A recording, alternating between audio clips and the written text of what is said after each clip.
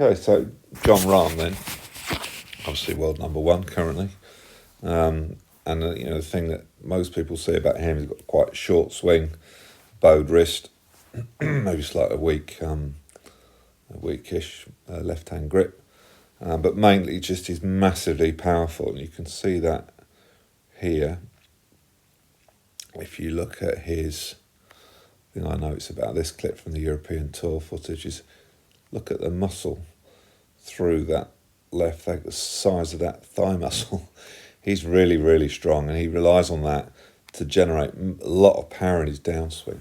But what he does really, really well is he matches it up with this weak grip, or perceived weak grip. His sequencing is amazing. If you look at how stable his legs are, so they've twisted. This is a softer shot, obviously, but just to show the sequence. He turns his legs, keeps his feet very flat to the ground, and then when he's just about to deliver the club in the last few inches into the back of the ball, if you look at his pocket here, he delivers and his legs are not moving. There's a power transfer to his top half, and even here his rib cage is not moving when he actually hits the ball. So the only thing moving is he's just feeling it in his hands and his wrists. And if you look at his left wrist here, it just will rotate a little bit from here.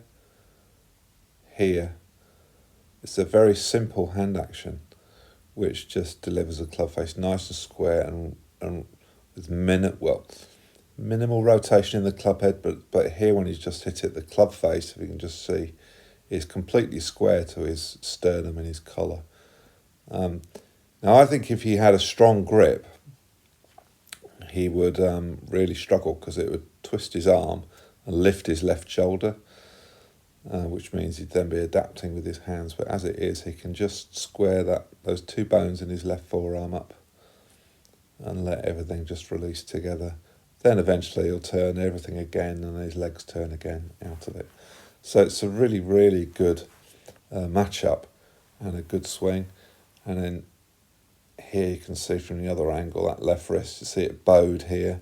Strong legs that then stop, and then he delivers his forearms, and his left hand can just do a nice square rotation into the side of the ball. And if you imagine his left arm here, if he'd had a stronger left-hand grip, it would twist his elbow out, it would lift his left shoulder up, and it would reduce the amount of freedom he has in releasing, because he stops his legs so well that his top half has to then whip past. If there's any steering going on, because he's got a strongish grip, then he'll find it very difficult to control.